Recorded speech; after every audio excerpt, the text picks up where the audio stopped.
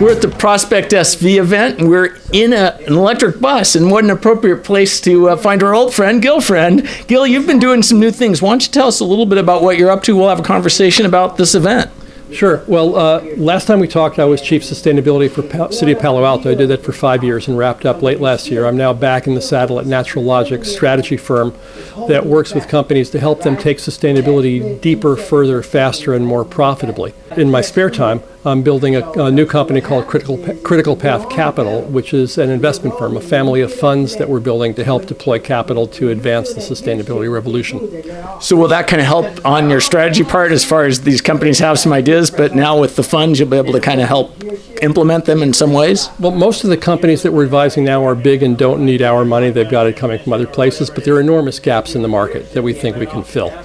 A lot of those, are they the smaller companies that don't have the resources to necessarily do the sustainability, or? Well, you know, a lot of the attention here in Silicon Valley is on small companies and startup companies, and that's where most of the VC and clean tech money has gone. But if you think about it, there are hundreds of thousands, probably millions of companies across the middle market in the United States, the nuts and bolts, lifeblood of the economy, that mostly aren't prepared for the transition that's ahead of us. We're transitioning to a no-carbon society, to dealing with the risks of climate change, and more importantly, to capturing the business opportunities that are available to companies that orient to that change. So that's really where the area of focus is going to be. So could these be almost mom and pop shop at one end, or? Well, probably bigger than mom and pop, just in terms of the efficiency of what we can do. But you know, we're looking at the middle market companies in the $50 to $500 million range, hundreds of employees, going concerns, but not mostly without the resources to pay attention to the long range issues that are coming at them very fast.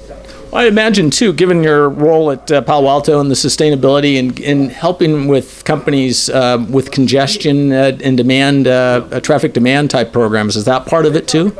Well, yes, and more broadly than that, what it's about is about user-based design and design for the kind of future that we want. Most companies, we certainly saw this at the city, do a good job and make small improvements from what they're already doing. I mean, you think about the life of the city; it's a transactional organization. People have to, keep the utility has to keep the lights on tomorrow. The public works department needs to keep the roads paved. The police department needs to keep the cars rolling. The libraries need to be open on time.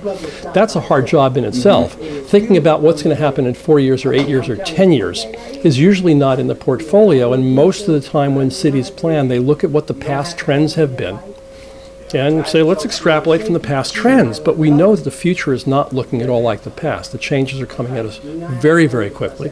The growth rates in electric vehicle purchases, for example, run far ahead of projections. The uptake of shared ride, far ahead of projections. The uptake of electric vehicles, far ahead of projections. The likely, if not demise, turning on its head of the automobile industry, the utility industry, and a whole bunch of industries are things that we see coming from the vantage point that we have. But most folks sitting in a city council session or in a public works department or in a smaller mid-sized company don't have the time to track that. We think there's a gap there and a big opportunity that we can help facilitate, as I did in my job at Palo Alto, as I've done with our clients at Natural Logic, and as we hope to do with our investments from Critical Path Capital. I would agree with that. I guess it's that whole hockey puck analogy, right, of seeing where it's going, not where you think it would be going. Right? You got to skate to where the puck is going, but you need to know where to look to understand what those dynamics are, what the physics of that movement of puck is. It's not where it was. And if you plan on where it was, you're going to lose.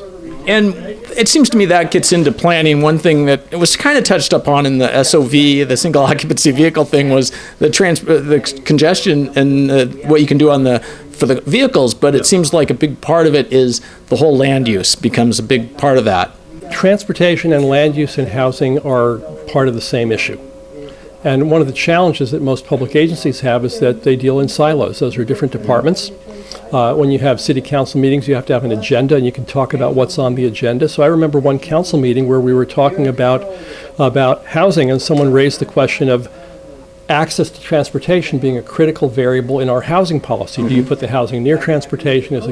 Does more housing mean more transportation demand, or can you do housing in a way that reduces transportation demand? And one of the council members said, and this was the legally right thing to say, the agenda this week is this: That's on the agenda for next week. We'll talk about it then. But you know that next week they weren't going to be able to talk about what we were talking about this week. Right, 'cause it was housing. So where's the venue for putting the pieces together and looking at them in an integrative fashion? That's a real challenge for our organizations.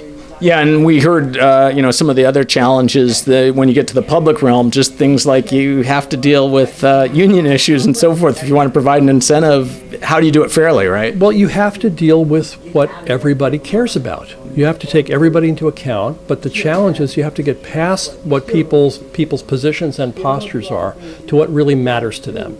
And when we can actually peel the layers down between what you get up and huff and puff about and what you really care about, we find that most people care about the same things. Case in point, in Palo Alto, we had people arguing at length about should we have more parking garages or fewer, widen the roads or not, do this or that. And behind all the differences, the thing that I heard was everybody was saying, how can we make it more convenient for anybody, anywhere at any time, to not have to get into a car and drive or park the car? And when I said that, all the fight went out of the room.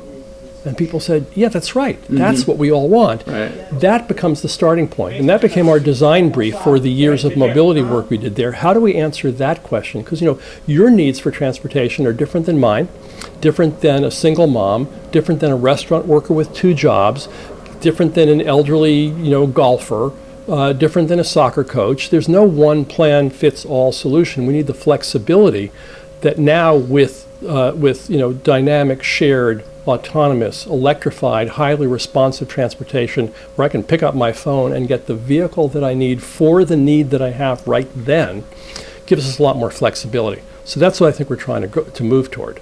Yeah, and seeing the Danner vehicle out there as an example, or this one, but the way it becomes a Swiss Army knife of things that can be done with it, and it seems like it's a much more efficient way of using an asset. Absolutely, and how we use assets is a really key question. It's capital utilization is really one of the themes here. For most of us, our car is our second largest capital investment.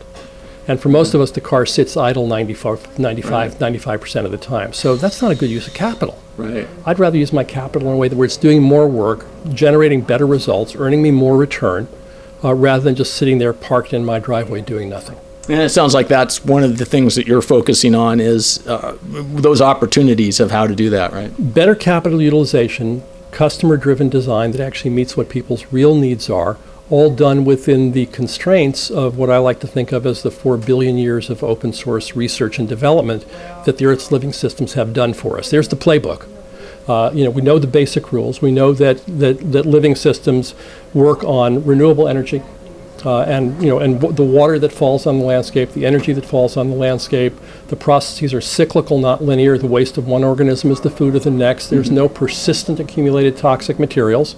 There is rattlesnake venom, for example, but it's synthesized moments before it's needed, and it's dissociated if it's not needed. It's not stored in vats, lugged along behind the snake. It doesn't have Superfund sites. It's used and dissociated.